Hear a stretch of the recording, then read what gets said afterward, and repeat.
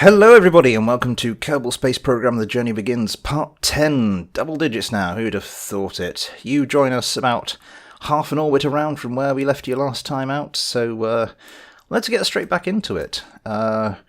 We are about to detach this probe to send it onto its journey down to the Minmus's poles, so the first thing to do is, not you, yeah, these fuel tanks are still disabled, so I need to enable those, and the one up here. So let's get this undocked, switch to that, and the sun rises. Beautiful, just in time. Right, let's get this moved down to the path of the orbiter. That's going to cause a few problems when we start to do our burn. That should do it. Lovely. We are pointing... Oh, turn off the RCS for that.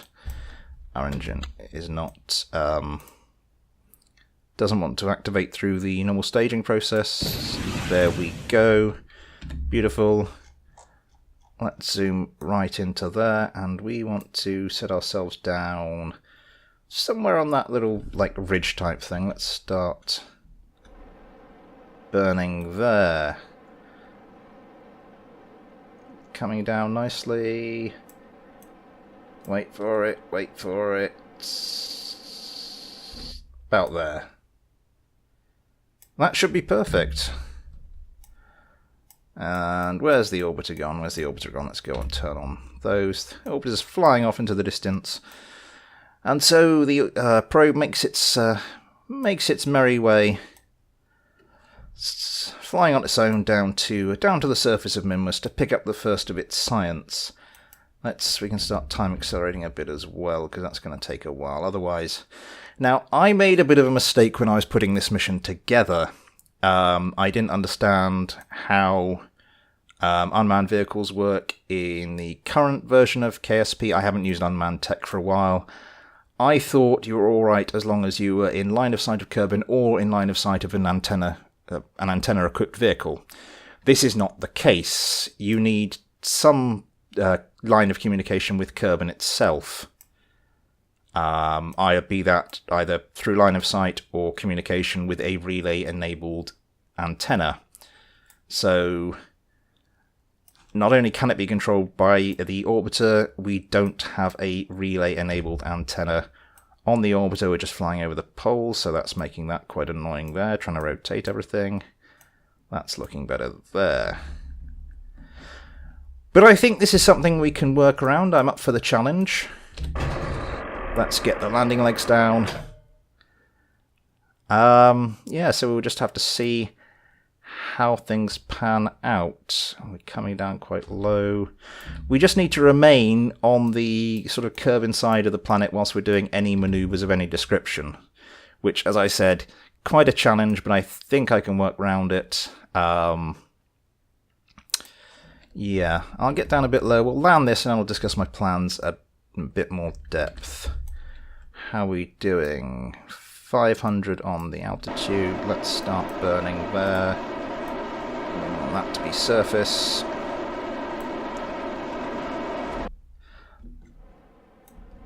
Not bad at all. Trying to do the suicide burn there because that is the most fuel efficient way of doing things. Oh, nuts. So I screwed this up a little bit. Let's get a bit of altitude and then try this again. Went for the suicide burn there because it's the most fuel efficient way to do things. But obviously messed that up a little bit.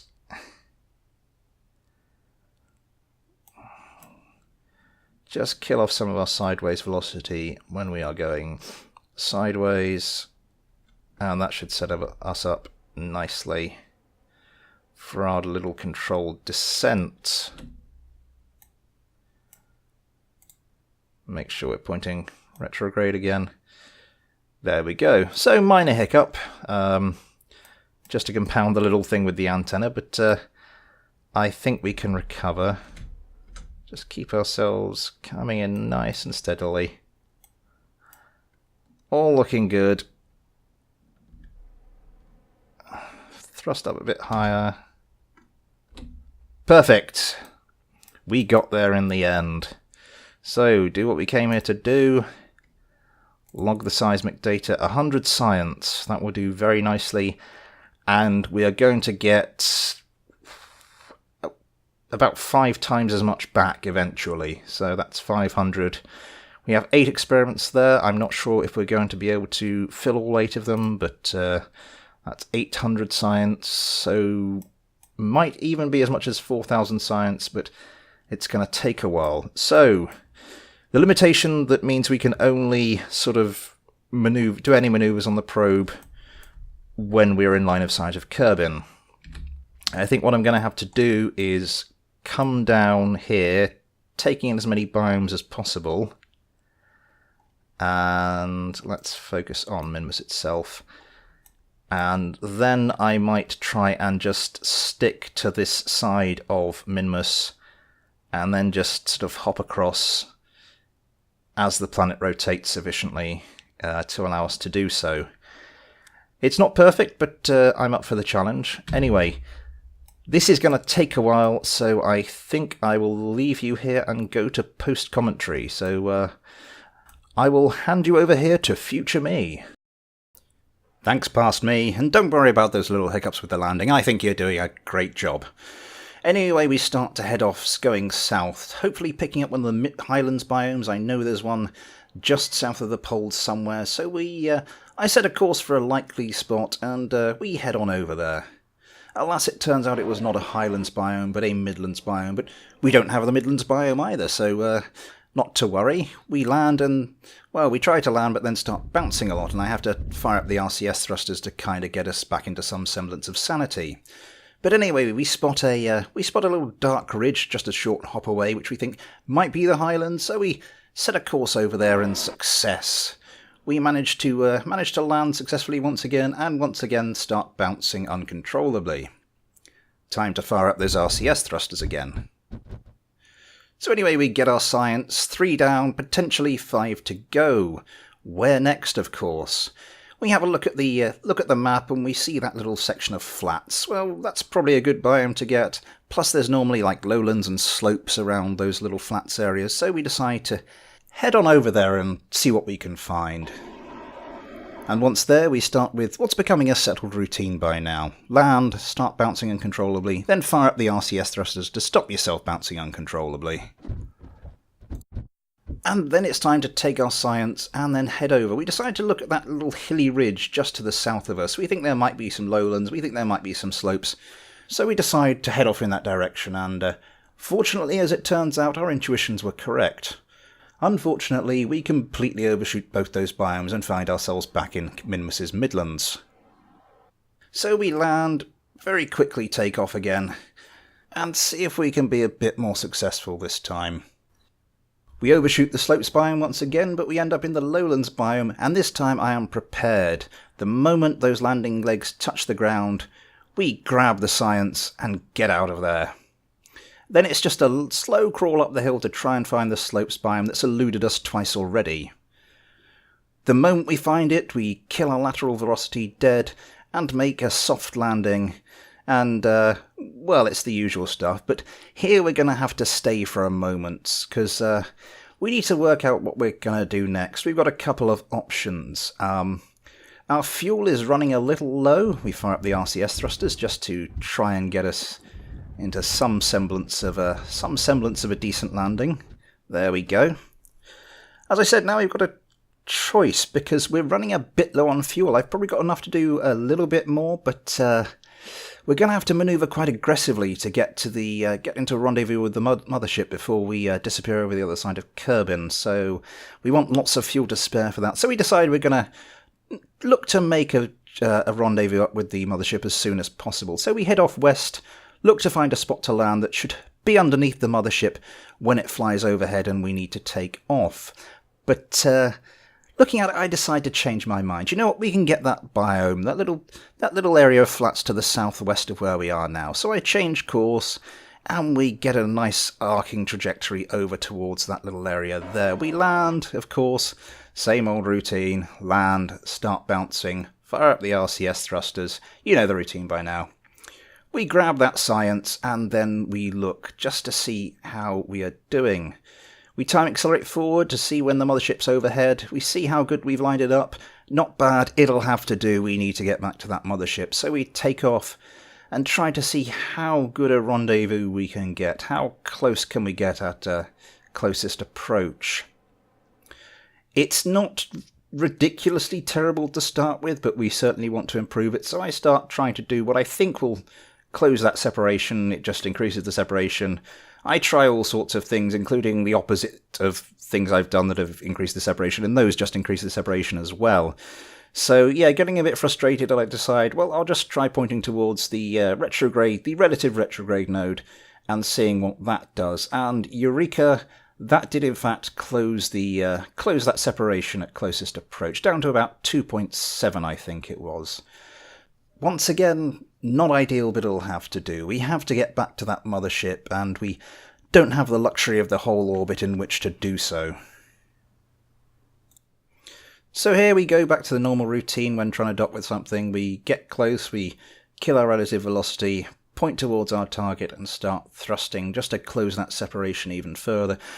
And before too long we are right by the craft, and it's time to start thinking about aligning ourselves and starting the long, tedious manoeuvring to dock.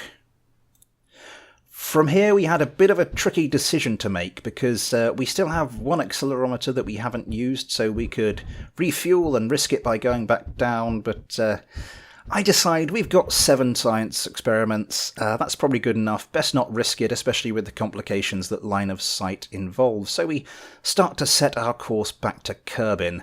I didn't do this perfectly. I started trying to do the manoeuvre one way and then trying to force it into a decent closest approach, when I probably should have gone at the problem from a completely different approach that was much more fuel efficient. But well, we do have the Delta V to spare, and we get there in the end, so no harm done in the long run. So we perform our burn, and then we are off back home to Kerbin. Back home to a rendezvous with the science station, with a whole bounty of science in tow, ready for the Aristotle to get its teeth into and hopefully produce a whole shed load of science for us. Once we're back at Kerbin, we perform the insertion burn that will take us into a sane orbit, quite far up, but we're going to just stay here until we can get a decent rendezvous manoeuvre worked out with the space station, with the Aristotle, of course. We still have one more manoeuvre to do, of course, and that is the plane change manoeuvre. Make sure our orbits are nice and aligned and that we can get nice and close to that station. And then it's a case of planning out the manoeuvre so that we do get nice and close to the station. We perform the bulk of our burn initially before we fine-tune it, and we find ourselves with a rendezvous with a separation of about 400 meters. And then it's just the same thing as it was before, only on a slightly bigger scale. We get nice and close to the space station, then we kill all our relative velocity and start preparing to transfer our payload of science across. But for that, I think it's about time I hand you back to past me. Welcome back, everybody. I hope future me treated you well, because if he didn't, I'll find out. Where are we? Let's get this undocked, because otherwise we are not going to be able to dock anything to anything. I think I'm going to go for that docking port there, because if I get this orientated the same way as the camera,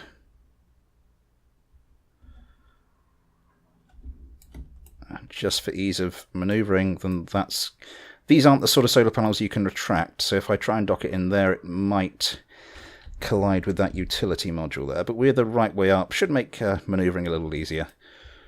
I can go sort things out a little later off camera if I really get a bit, if I really want to get a bit fussy about things. Right, so we want to control from here. It's a bit weighty to turn this probe at the moment. I'm not sure how much of that is because of that little adapter I put on the front. But okay, let's get those RCS thrusters going.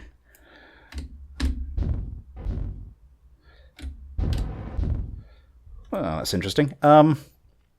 Anyway, yeah, it's been one of those irritating missions. It was good, but it could have so easily been great. It went well, but it could so easily have gone very well. Just those little niggles that we had, like me not having like a communications network, or little things like that. I know in the end we're only missing 100 science, sort of nominal value, maybe about 500 science by the time we get it sort of all into the science lab and get that all researching, but still just a tiny bit irritating. But no matter, I'm sure we will do very well out of this mission nonetheless. Let's see, we need to start coming in not quite that fast. We're still going to be okay according to the nav ball. Yep, there we go. Just coming across there. So we start to just... There we go. Not a problem in the end. Right, so let's see what we can do with all this science we have. Start at the top and go clockwise. Faint seismic waves are detected. 100 science gives us 100 data, will give us 500 science over time. Right, how much data can this store? 750. So, in hindsight, having 8 experiments would have been utterly pointless because we couldn't have processed them anyway. Well, I suppose we could have waited it. Oh, incoming craft.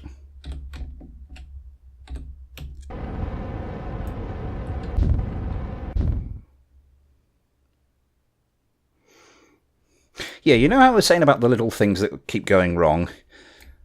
Yeah. I think I'll just leave that there. We're getting funny things because this isn't the right way up either. Are you going to behave now? No, I've got it the wrong way up still. It's just one of those days, isn't it? It really is. Let's get you behaving.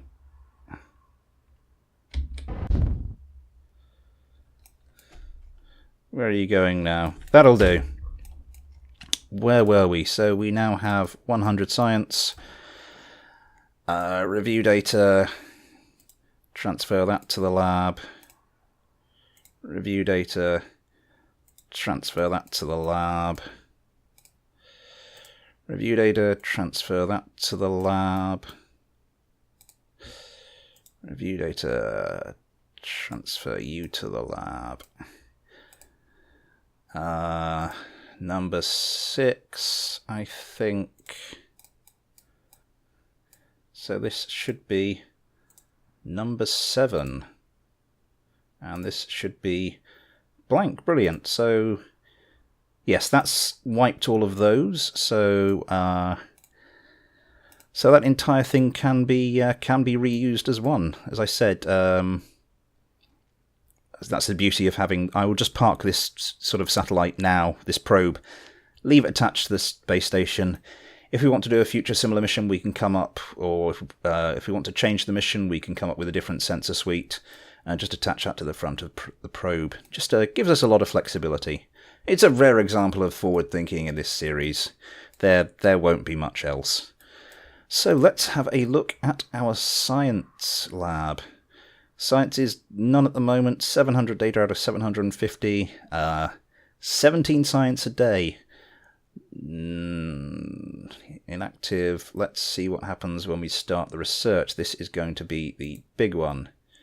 We start our research. We are good for electric charge. Everything is fine, our little science is going up. Yes, everything is working. Brilliant. So the next job we have is to bring the orbiter in, get that docked, refuel up the probe with what's left over of the monopropellant and the fuel. There's plenty left. And then it's just a case of returning the crew to the surface. But I think I'm going to do that off camera. I think you've seen that sort of stuff enough times before. But so we'll call it a day here. I hope you've enjoyed it, everybody. So thanks for watching. Take care. And I'll see you next time.